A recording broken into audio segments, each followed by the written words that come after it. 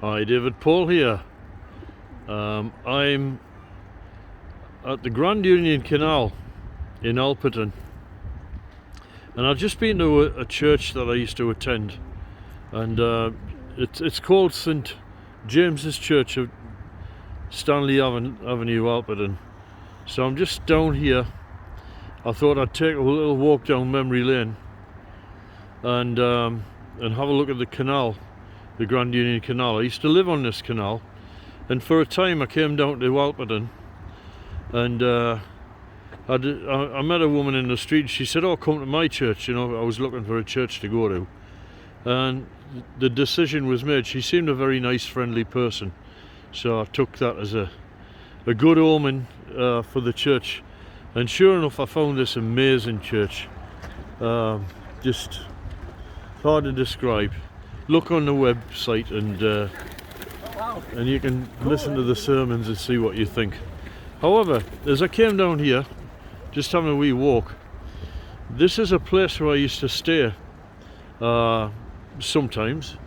And this very street here, if you look down there aren't so many there now, but there used to be a load of pallets. There are a load of little small food companies and industries of one kind or other, and it had pallets and pallets and pallets.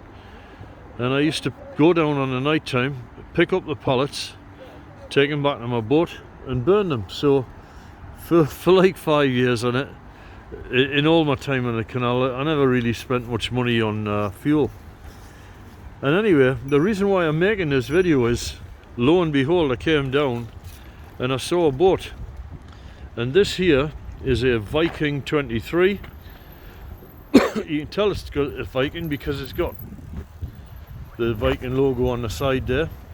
And what's very particularly interesting about this boat, to me anyway, it's not the exact boat that I had, but I made a video on the boat I had, but basically it's exactly the same model. Now, this here boat, somebody's obviously living on it, and I guess they're not at home at the moment, but looking back, you know, I had some amazing adventures on a boat like this, and yet it wasn't the most fortunate of times, so it had to be what it was. You know, it was what it was, but they kept me alive and warm and safe and provided me with a home. So if anybody out there who doesn't have a home, I would strongly recommend that they buy something like this, get a fire installed, and get themselves a life on this. You know, this is not such a bad life, and you meet a lot of friends and some really kind, nice people on the canal. The people who live on the canal, they're very, very friendly and helpful to each other. It's like a sort of linear village. On the top of the boat there's a hatch there, and when my girls had to go back to the Philippines, I was in a particularly beautiful part of the canal, and they called me up on a sort of early Skype type thing, and I managed to send them on the little tiny laptop I had an image of what I was doing, so they could see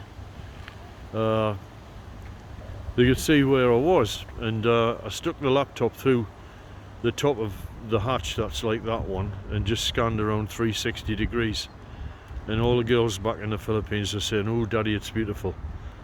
Well, my two, and the other girls were just saying it was beautiful.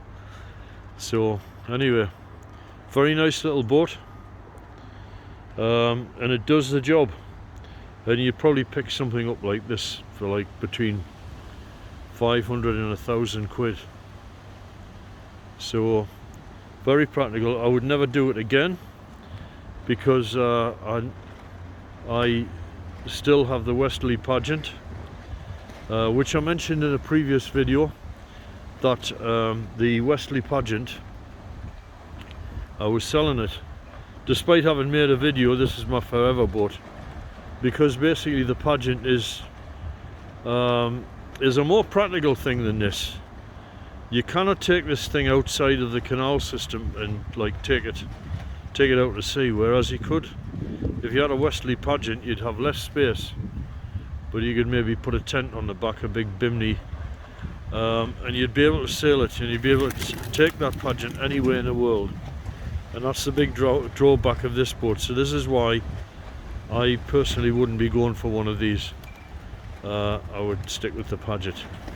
What happened with the Pageant? I sold it to the person who I was buying. I am buying the house in Portugal off. I have the house on a mortgage. I'll just take a walk down the canal while I'm telling this. I have a mortgage that's called an owner financing mortgage.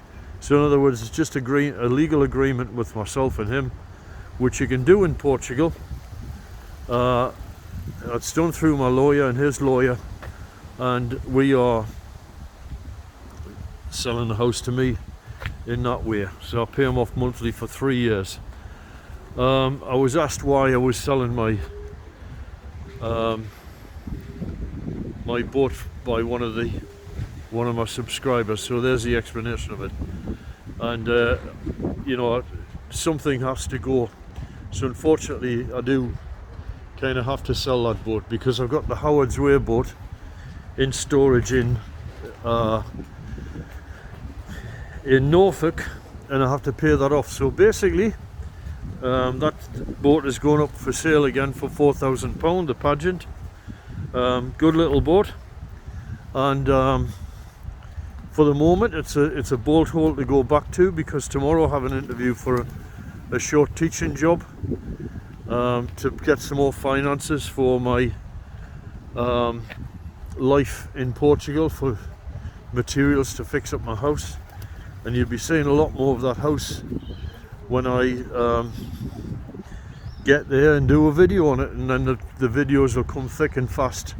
I'm not doing any videos at the moment because I'm not really doing anything of great interest. But boy, it's gonna really kick off when I hit Portugal.